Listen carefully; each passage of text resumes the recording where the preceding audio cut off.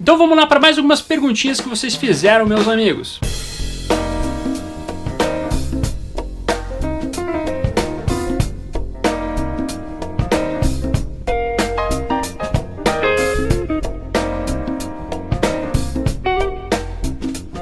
Então vamos lá para mais um sábado de respostas às perguntas que vocês fizeram, meus amigos, e com temas bem interessantes, bem relevantes por aqui. Aproveito para agradecer a participação de sempre de vocês aí na aba de comunidade no canal, aqui nos comentários dos vídeos, onde vocês escutem, trazem opiniões, assim por diante. Sempre bacana aqui ter vocês participando no canal. Aproveito e peço para vocês curtirem então esse vídeo, porque isso ajuda pra caramba também. Bem como, se você é novo, se inscreva no canal, porque aqui tem vídeo todo dia, meus amigos. Todo dia às 8 da manhã tem videozinho aqui, é meu compromisso com vocês, certo? Thiago Larson, acha que o formato que a Queda do Morcego saiu é bom? Gostaria de ver outras publicações desse formato? Por exemplo, Cavaleiro das Trevas 1, acha que vai ser o novo formato pro futuro da Panini? Olha, boa pergunta, eu gostei bastante do formato que a editora Panini trouxe aí pra Queda do Morcego. É um formato, que é esse aqui, né, grandinho, tem muitas páginas, 640 páginas, meus amigos, que se saísse no formato um pouco mais luxuoso, com a tal da capa dura, papel não sei das quantas, ia ser uma porrada na cara de todo mundo. Ou na verdade nem de todo mundo, né? Só daquela galera que tem o dinheiro. Porque quem não tem dinheiro para comprar Queda do Morcego não ia comprar. Então a Panini acertou muito em colocar esse formato para essa edição aqui, para essa saga, né? Que a gente vai ter mais 2 edições ainda.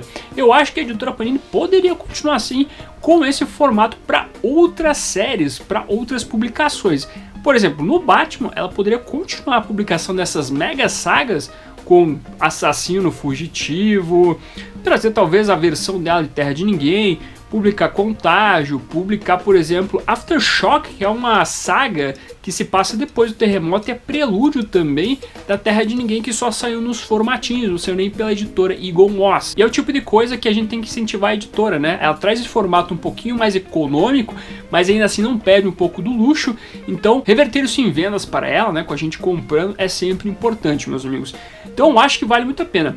Já para, por exemplo, o Cavaleiro das Trevas 1, eu não sei se esse formato se adequa, porque o Cavaleiro das Trevas pode ser que tenha um formato econômico, digamos assim. Pode ser que realmente a Panini possa apostar um pouquinho mais. Só que o Cavaleiro das Trevas como história é um negócio muito grande, assim, sabe? É tipo um Watchmen, né? Não é tipo um Watchmen, é quase a mesma importância ou a mesma importância que o Watchmen. Então esse patrão do Cavaleiro das Trevas eu até entendo ter capa dura, ter formato deluxe, é tudo bonitinho, coisa do tipo. Porque realmente é um formato que pede esse tipo de material. Então tanto você vê luxo demais na Queda do Morcego e outras sagas que eu citei agora há pouco, por exemplo, aí realmente não vale a pena. Então eu espero que esse formato seja um formato para o futuro da Panini nessas publicações com mais páginas que não sejam extremamente relevantes e que dê muito certo para ela, porque a gente está precisando de um formato desse tipo até mais para frente, aí, tendo visto os problemas que a gente está tendo economicamente falando no nosso país. Multiverso HQ, qual é o seu personagem favorito da DC? Eu vou deixar você responder essa pergunta, pode ser? Multiverso HQ. Agora uma pergunta séria. O que você acharia se outra editora brasileira, sem ser a Panini, obtivesse os direitos da publicação da DC no Brasil? Seria bom uma concorrência nesse mercado de quadrinhos? Digo em relação às 2 grandes principais editoras Marvel e DC no Brasil. Nos anos 2000 isso meio que se ensaiou quando a Abril perdeu os direitos da Marvel para Panini Comics, né? Foi um brevíssimo momento onde nós brasileiros vimos uma espécie de concorrência em Marvel vs DC aí. Só que foi uma coisa bem passageira, porque depois a Panini conseguiu os direitos também da DC. Tem toda uma briga da Panini com a Abril nessa época aí que é meio tenso. Mas eu acho que seria interessante, talvez, outra editora ter oportunidade de lançar também outros quadrinhos da DC, por exemplo, né? Talvez aquilo que a Panini não esteja lançando hoje em dia, sei lá, levar para outra editora lançar, né? É claro que a gente não tem uma concorrência direta, tendo em vista que as mensais só são publicadas pela Panini. Eu acho que só vai ficar numa editora especificamente, até porque esses contratos têm contrato de exclusividade nesse sentido. Mas talvez se você abrir o leque para outra editora publicar uma coisa aí que a Panini esteja ignorando. A Panini não quer lançar, por exemplo, sei lá, Batman Reis do Medo, que ela parece que vai lançar, mas até agora tá meio nebuloso ali no site dela. Outra editora podia falar, não, eu lanço aqui então esse negócio, que tal? Talvez abrir dessa maneira poderia ser interessante. Agora passar a DC toda para outra editora, eu não sei se outra editora hoje em dia tem cacife para fazer isso. E se isso seria benéfico no sentido de preço até. Porque a gente vê a Eagle Moss, por exemplo, que eu sei que tem todo um acordo da Panini com a Eagle Moss, que tem a Mitos por trás de tudo e assim por diante. Mas ainda assim tem uma espécie de concorrência ali limitada entre as duas, né? E isso acaba não influindo no sentido do preço necessariamente, porque a Eagle Moss tá meio que cagando ali no sentido de preço, né? Ela coloca o preço que quiser ali, tá cada vez mais aumentando o preço e dane-se. Então eu não sei exatamente qual editora teria o cacife hoje em dia para lançar direitinho a DC Comics aqui, né? Eu não sei qual editora teria essa possibilidade de fazer um bom trabalho com um preço acessível. O problema hoje em dia da gente é isso também. Talvez a editora Intrínseca, quem sabe, poderia fazer um bom trabalho, não sei. Talvez a Darkseid, mas a Darkseid é quadrinhos de luxo. A editora Pipoca Nanquim também é quadrinhos de luxo, né? O problema, na verdade, é que a editora Panini, ela tem um grande fluxo ali de trabalho envolvendo DC que tem esses materiais mensais, né? Não são só graphic novels, né? São coisas um pouco mais complicadas, que exigem um pouco mais de trabalho e logística para lançar tudo isso. A Panini já meio que se lasca ali para lançar as mensais de uma maneira adequada. A Abril já faliu. A Pixel, quando teve a oportunidade de lançar DC Vertigo aí, lançou lá algumas mensais, não deu certo também. Então assim, seria interessante ter uma competitividade entre empresas aqui? Seria. Mas quem vai assumir esse bonde de fazer um bom trabalho? Meu medo é esse. A gente pode reclamar muito da Panini, mas a Panini tá lançando ainda bastante coisa interessante, né? E tá trazendo essas mensais que algumas editoras poderiam ignorar, ou lançar de uma maneira que não seja satisfatória, ou que com preço abusivo, sei lá. Então é complicado essa pergunta assim para você tentar executar ela no Brasil. Esse é o grande problema na minha visão. Por isso que a gente tem que ter um pouco de equilíbrio em relação à reclamação com a Panini. A gente sabe que a Panini às vezes dá umas mancadas, mas ainda assim ela traz um trabalho interessante e tenta manter um preço um tanto quanto razoável, digamos assim. Se tivéssemos outra editora atuando, talvez o preço seria pior que hoje em dia está sendo colocado pela editora Panini, por exemplo, nos títulos mensais da DC e coisa do tipo. Então sei lá, meus amigos, é um caso complicado aqui. Mas enfim, legal seria, né? O problema é toda a execução. Essa é a minha opinião que eu posso trazer agora. Myron Viana, como você teve a ideia de criar o canal? Na verdade, eu comecei a falar sobre Batman na internet através do Instagram pela primeira vez, né? Onde eu comecei a postar minhas coisinhas. Aí no mesmo ano eu tive a ideia de fazer um canal pro YouTube, até porque eu não tinha achado nenhum canal na internet que falasse sobre Batman. Até porque os canais que falavam de Batman eram um pouco mais generalistas, no sentido assim, não pejorativo, mas que falavam do que estava saindo, né? Aquele básico, tipo Cavaleiro das Trevas, Batman 1 e assim por diante. Então a minha ideia era fazer uma coisa um pouco mais... pegar um lado um pouco mais obscuro do Amorcego com suas histórias. Quando eu comecei a fazer alguns videozinhos, aí eu vi que tinha outro canal que era Batcaverna lá, né? Dos amigos Marcelo e Gabriel. Até então eu tinha procurado um pouco e não tinha achado. Aí passou um tempo, eu pensei em desistir, eu tinha deletado o primeiro canal e tinha deletado no Instagram até, né? Mas uma galera incentivou a manter o canal, né? Continuar o Instagram e tudo mais. E aí eu refiz o canal, né? Montei esse novo canal que hoje em dia está ativo, bem como conta no Instagram, Facebook e tudo mais. Mas a ideia foi sempre abordar o Batman de várias maneiras, né? Pegar histórias obscuras e assim por diante, trazer para o público, conversar, né? Criar uma comunidade em relação a isso e, enfim, tentar fazer com que o canal me ajudasse a aprender um pouco mais sobre o Batman também. Porque com o canal aqui, isso me incentiva a pesquisar mais sobre o personagem, ler mais das suas histórias, buscar informações que até então não tinha conhecimento. E isso é bacana com o canal também. Eu aprendo bastante também com Batman, trazendo informações. Tipo aquela playlist que eu tenho ali de Bat-Story, que eu já falei do Bat-Sinal, do símbolo amarelo do morcego, das luvas roxas, assim por diante. Foi tudo pesquisa que eu fui tendo com o tempo, né? Então isso foi bem interessante também o canal me trazer. Então é mais ou menos por essa linha, assim, sabe? É tentar discutir coisas diferentes do Batman, é tentar focar no Batman exclusivamente. Não tão exclusivamente, né? Porque às vezes eu falo de outras coisas. Mas focar mais no Batman, até porque tem muito assunto para falar do Batman. Bem como ser um incentivo para eu aprender cada vez mais sobre esse personagem aí, que é muito importante na cultura pop, né? Então é mais ou menos esses os detalhes, né? E até abrindo aspas aqui, nossa, já teve algumas pessoas que vieram me falar: nossa, você está copiando o material da Batcaverna, como se eu não conhecesse o Marcelo, o Gabriel, eles já participaram de lives aqui, eles já me indicaram lá também no canal deles.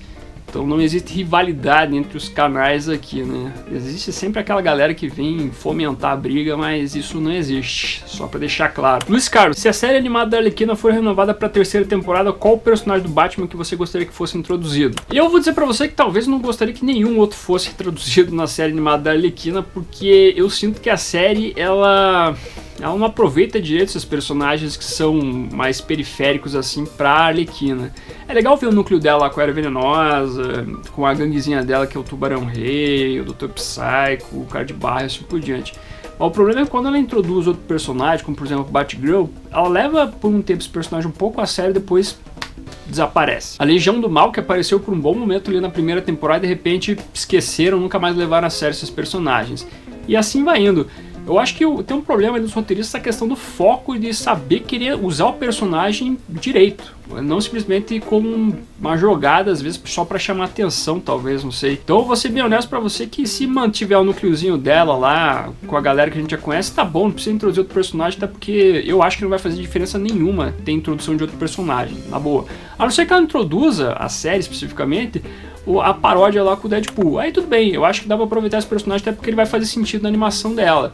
Mas outro personagem mais conhecido do universo DC, do universo do Batman, acho que nem precisa. Luiz Máximos, qual a sua história do Batman one shot mensal preferida? Boa pergunta, Luiz. Tem várias histórias mensais assim, one shot, que são bem interessantes. A do Paul Dini, né, aquela fase Detective Comics, tem bastante coisa interessante nesse sentido. Mas tem uma que fica bastante na minha cabeça, que eu não sei necessariamente definir se é a minha preferida, mas uma que ficou bem marcante na minha cabeça, que se chama 24 Horas, ou 24/7, que é escrito pela Devin Grayson, se eu não estou enganado, da revista Batman Gotham Knights, onde mostra 24 horas na vida do Batman e do Bruce Wayne. E é muito interessante como é conduzida essa história, mostrando assim toda a participação do Bruce na Wayne Enterprise, na Fundação Wayne, ajudando pessoas ali que precisam de emprego, coisa do tipo.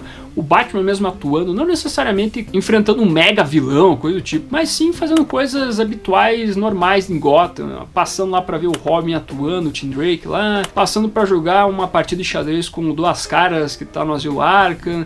E assim vai indo. É uma história que é bem legal, só saiu uma vez no Brasil, que foi nas mensais da editora Panini da primeira série, mas que é uma história que eu sempre recomendo para as pessoas dar uma olhada assim no Batman através dessa visão da Devin Grayson, que é uma visão bem interessante.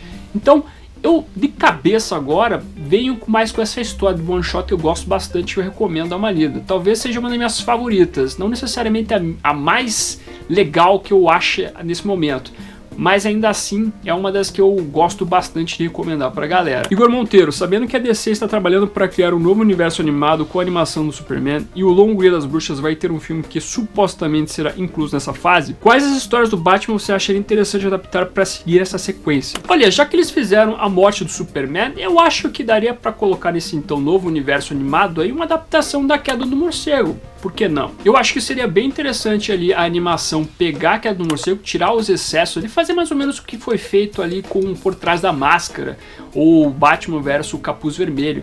Porque você tira ali alguns excessos que tem a Queda do Morcego como um todo, né? Algumas coisas que você não precisa citar ali, e você faz uma animação em 3 partes, quem sabe?